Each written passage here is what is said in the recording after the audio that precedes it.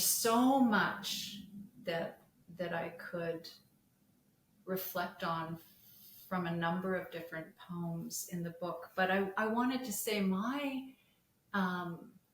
sense of this book is that as a healthcare worker, to me, it's a roadmap for all those who cross the threshold of a healthcare system. You seem to not just be an observer, but a participant observer in so many of the poems. And you're drawing us in to our humanity. You're allowing us space to reflect as healthcare workers. Did you know you were doing that? That's really my reflection. That's just such a beautiful reflection, and I'm so grateful that you see that and experience that.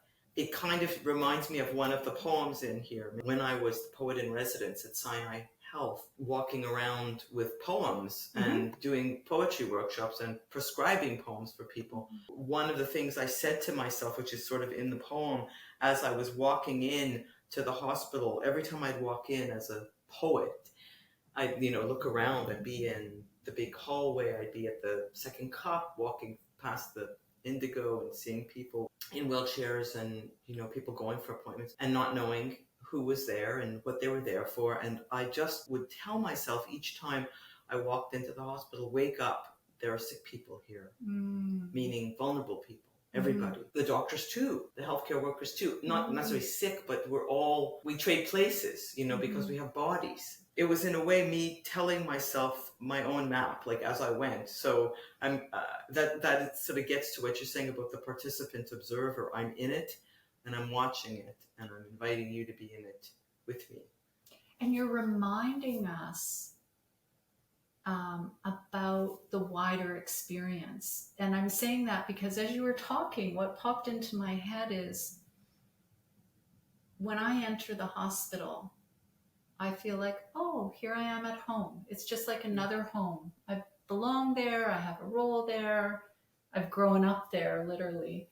And yet you remind me that other people walk in and they feel fear or anxiety or optimism, hope, possibility. So I really appreciate that these poems are widening our hearts as well as part of the boulevard to open space for it all. Yeah, to see more. Maybe I could read a little section from that poem I'm referring to. It's a piece of prose right in the middle called Walking to Hospital. Poetry in the hospital has no template, no colleagues, no management. I'm always temporary and I go alone. When I look at the patients and staff, visitors, families, the fragility, I see how I don't own anything. Not my role, not my health, not my body. The first week I started, things got blurry fast. I was photographed for the newspaper in a big hoo-ha of celebration and curiosity about a poet in residence. I got dressed in very unpoetic clothes, corporate really. The publicity thrilled me with an identity. What does a hospital poet look like? I stood smiling in the hallway between emergency and the synagogue. That night, I was back in emergency in my sweatpants with my mother's kidney failure. Am I the same person? I stood around like every other nervous daughter, grateful, terrified. I wanted to give poems to the staff, instead, donuts. It was then that I made that vow to pay attention every time I came in, to wake up and say, sick people here, meaning also vulnerable people. The sand is shifting and the person in front of me might walk the halls one day differently than the next. I would never know who I was dealing with or who I would be in response. Poetry was my currency when I had access to any currency at all. Otherwise, it was the heart. It got blurrier. Friends got ill. I wore hazmat suits. Some got better, some died. There were staff who wanted poems for their patients and patients who wanted poems for their doctors. I prescribed poems on little pads. Some folks ignored me, or politely recoiled. Emotion and poetry, two of the stickiest places you can lay your hands. I met people once and then never again. I met the starving who didn't know they were starving. Return customers in imaging, those waiting for results, for tests, for Wheel-Trans, for answers, for a baby. Addictions, grief, the repetitive patterns that embarrass us and ground us and return us to each other. Trauma, fear, irritation, compassion, racism, flu shots, gunshots, chemo, ortho, maxillofacial, coffee shop, gift shop, bookshop, construction, reconstruction, maternity, residency, redundancy, labor of all kinds, kindness, bed, toilet, tanks, chair, wheels. Do not take for granted who will need or not need anything. My motto, everyone who is alive could use a poem. Whether they want one is a different matter. It's powerful.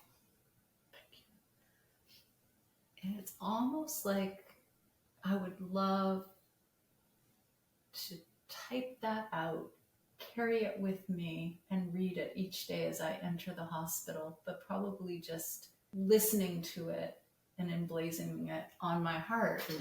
Because I think you have this way of unwrapping our hearts as healthcare providers to really allow us to feel this whole range of emotion.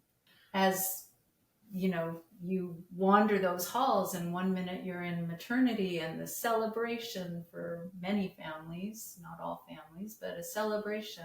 And then you're in emerge, and just as you wander, the range of feelings.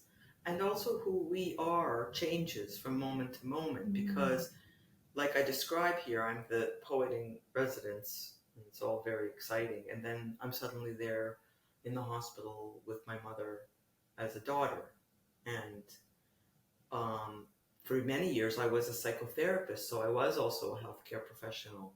So I know what it is like to be in the experience of working with somebody. And so when I'm listening, I'm also listening as I know that experience, and I know what it's like to be needing therapy, and you know all the sides. We are all of it. We contain multitudes. This is that line, but we're so many of those. With so much complexity in us. So how much perspective can be included at the same time is, you know, really when I write the poem, I just want to open the door and let it pour out. And this is really how that poem came to be.